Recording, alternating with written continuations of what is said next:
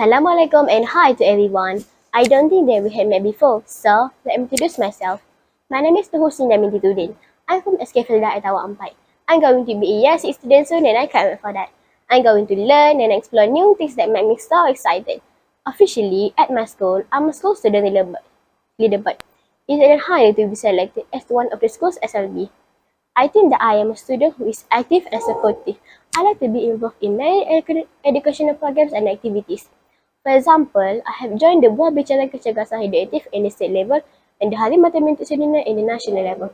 After joining these two programs, I share what I give to my friends and family. I have joined the Kejohanan Tinggi in this level. It's a learning curve for me as honestly, I don't like too much about sport, but I really like reading. Nevertheless, I preserve to all the trainings set by my teachers. I have joined Kejohanan Bola Jaring at my school. I joined cooking competition and also the case Marat Nilam. My hobby is to draw. I like to draw since I was young. Drawing makes me don't think about my personal issue or stress. My ambition is to be a teacher. I like to teach others, especially mathematics. I always have my friends at school doing and solving mathematics questions together. I hope that someday I can be a mathematics teacher and help my students to be good at this subject. I idolize Tunku Abdul Putra Al-Hajj. This is because he is a leader who emphasized in unity with being peace. One of the most memorable achievements that he had done during his time was liberating our country. And to this day, all Malaysians, we're very thankful for his initiative and efforts. If you don't like to read, you haven't found the right book. I strongly agree with J.K. Rowling that there is no such thing as a child who hates to read. Yeah, only children who have not found the right book. And I have found one. Let me share with you my magic book today. The title of this book is The World of Nature. This 40-page book is from M. Wishawanathan MSc and was published by Malaysian Book Centre. For those who love nature, I would recommend you to read this book.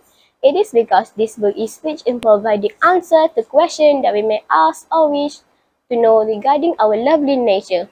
The more I read about the nature, the more I realize that there is much to know and learn about our nature. As children, we tend to be attracted to colors and pictures.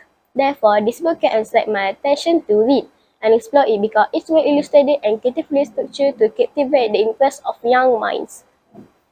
As you can see in this book, the information is presented in an interesting layout, accompanied by colorful, attractive illustrations that stimulate the inquiry of a young mind.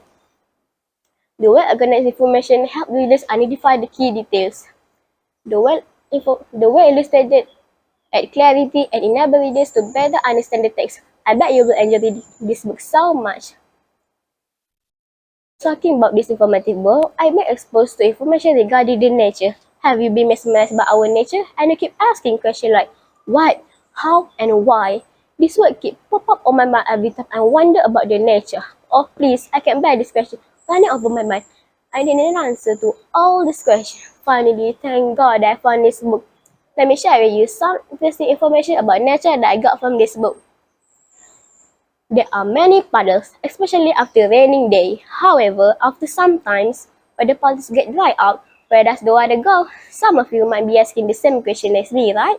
According to this book, when the water gets very hot, it can do a magical trick. It becomes invisible because the water takes in the sun's heat and changes into a gas called water vapor. Then, the water vapor floats away in the air. Wow, now I know that. On the other hand, do you know that bubbles in fizzy drinks are actually the gas carbon dioxide? We can't see them when we not open the bottle because they dissolve in the drink. On the other hand, thus, the gas escapes as a bubble when we open the fizzy drinks. Wow, how cool is that, right?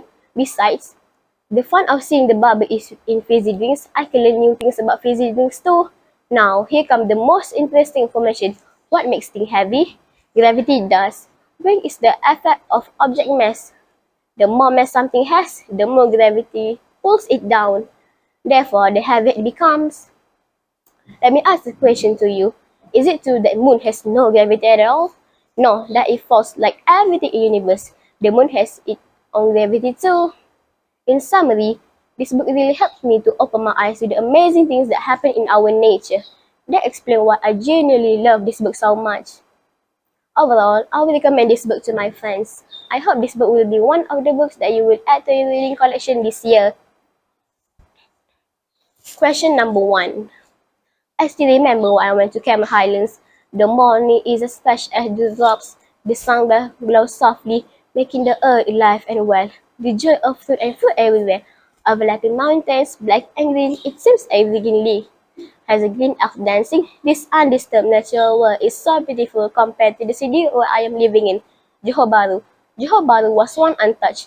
The glorious day where people come here for the summer lush green trees, the sap high blue water where we can see the joy of birds flying round and round. Nowadays, the charming environment has gone by mysterious silent.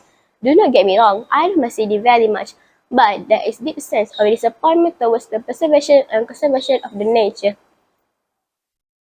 The hustle and bustle about living in the city, which all just go, go, go. More skyscrapers, malls, and factories will build and church away the rivers, lakes, and green knees. There is nothing wrong with modernization. There is also nothing wrong with the interest to improve opportunities and easy access for citizens. However, it must come with our interest to protect the environment too.